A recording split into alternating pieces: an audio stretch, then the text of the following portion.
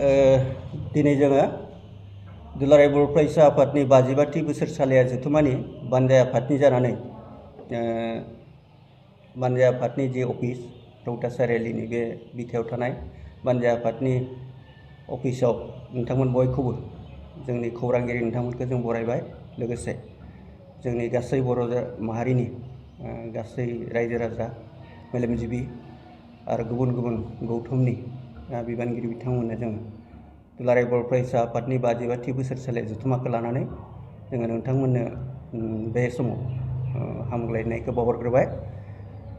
देग्लाय 52थि बोसोरसालिया जथुमा दुलाराय बर' फरायसा आफादनि बेयो दिनै रौता सारिआलियाव जानो थांगासिनो दङ। बे जथुमाया जोंनि थाखाय रौता सारिआलि बासिनि थाखाय बा रौता ओनसोल दिहिंनि थाखाय मोनसे हिस्ट्रि। मानो होनना बुङोबा थामथि खेबनि थाखाय बेहाय दुलाराय बर' फरायसा आफादनि बोसोरसालिया जथुमा जानो थांदों। बिनि सिगां जोंहा 1986 मायथाइयाव जोंनियाव रौता सारिआलियाव मोनसे हिस्ट्रिक कनफारेन्स जादोंमोन, जेराव बड'फा उपेन्द्रनाथ ब्रह्मआ आफादगिरि लानानै 1987 मायथाइनि 2 मार्चनिफ्राय बड'लेण्ड दाबिनानै आन्दलनखौ बिथाङा जागायदोंमोन।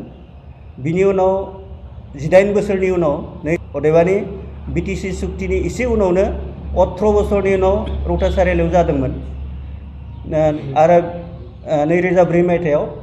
बिनि उनाव बिटिसि सुक्तिनि उनाव फैयै फैयै देग्लाय आरो 2023 मायथाइनि जानुवारि दाननि 26, 27, 28 आरो 29 अक्ट'आव बेयाव हिस्ट्रिक कनफारेन्स जानो थांदों। बे भिउ पइन्टआ नैबेयाव बुंदों आङो, सिगांनि 82निफ्राय 2004 मायथाइयाव जानाया 18 बोसोर 18 बोसोरनि उनाव जादोंमोन।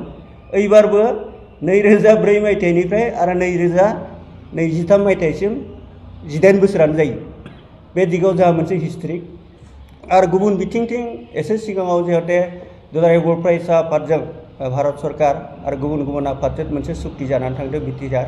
बे सुक्तिनि उनाव जों आरोबाव खनसे बिटिसि सुक्ति जानायनि उनाव रौताया कनफारेन्स खुंना हरदों दुलाराय बर' फरायसा आफादनि आरो बिटिआर सुक्तिनि उनाव दिनै दुलाराय बर' फरायसा आफादनि बोसोरसालिया जथुमाया बेयाव जानो थांगासिनो दं। बेखायनो गासैबो दिगथिं नायनानै हिस्ट्रिक मोनसे कनफारेन्स होननानै जों हमनानै लादों आरो बेखौनो जोङो रायजो राजानो मिन्थिहोदों जे बानजाय आफाद जानानै जों गासैबो बिथिंथिं जोङो साखाफारा जानो थांगासिनो दङ। गाहायै जोंहा बानजाय आफादनि सिङाव 22टा गासै 22 आरो साब कमिटिफोरा दिनै खामानि मावबाय थादों। जोङो माइ बोथोरखौ नेदोंमोन, दा माइआ मोननानै हाखांजोब्बाय। दा जोङो फिल्डआव थांगासिनो दङ आरो फैबाय थानाय 9 अक्ट' डिसेम्बरनि 9 अक्ट'आव जोंहा लाइकुटा होनना बुङो जायखौ गाहाय खुन्थि गायनाय, बे हाबाफारिया जागोन। जों मैयासो दुलाराय बर' फरायसा आफादजों रायज्लायनानै बेखौ थिग खालामबाय आरो बेखौ जोङो 9 अक्ट' डिसेम्बरनि 9 अक्ट'आव जों लाइकुटाखौ गायनायनि उनावनो जोंनि गासैबो साब कमिटिनि हाबाफारिफ्रा फारि फारि गासैबो जालांजोबगोन। दा बेखायनो जोङो रायजो राजानो मिन्थिहोदों बे कनफारेन्सआ जिहेते बोसोरसालिया जथुमा, बेवहाय दुलाराय बर' फरायसा आफादनि हयथ' बिबानफ्रा सोलाय सोल' जागोन आरो बर' माहारिनि गासै बिबानखौ जिहेते फाफ्लियाव रुजुनना लानानै दुलाराय बर' फरायसा आफादा बर' माहारिनि थैनाय थांनायनि बाथ्राखौ लानानै सानदों।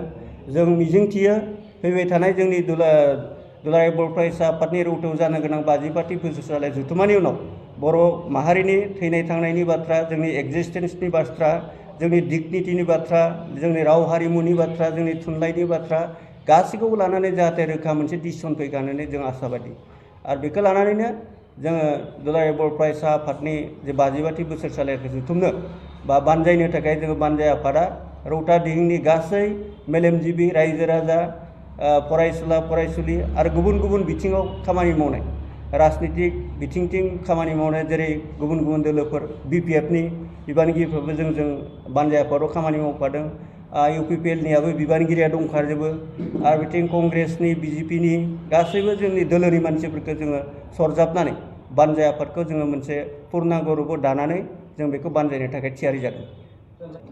लाइकुटा गायनाय गाहायै रौता दख'रा दुलाराय बर' फरायसा आफाद, नांजाबनानै थानाय बर' बाजार दख'रा दुलाराय बर' फरायसा आफाद, अरां दख'रा दुलाराय बर' फरायसा आफाद, बरसला दख'रा दुलाराय बर' फरायसा आफाद आरो माजबाद दख'रा दुलाराय बर' फरायसा आफाद, लोगोसे नोलोबारि दख'रा दुलाराय बर' फरायसा आफादनि गाहायै जोंनि उदालगुरि साब डिभिजनाव गोलैनाय आनसलिक कमिटि एबसुनि रायजो राजाफोर दङ, जोंनि बिबानगिरिफोर दङ।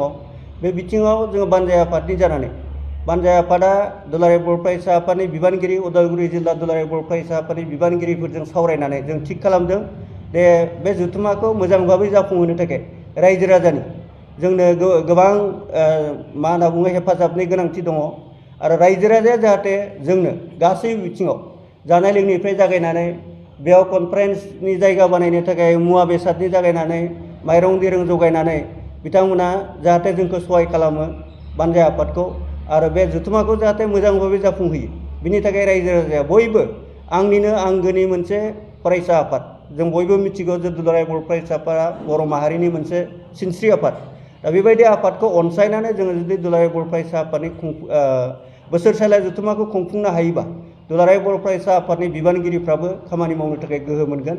बिनि थाखायनो गासैबो बिथिङाव रां रुफा थाखा फैसा जानाय लोंनाय गासैबो बिथिंथिं जोंनि बानजाय आफादखौ सहाय खालामनो थाखाय आं बे बिथिङाव रायजो राजाखौ खावलायनाय जाबाय।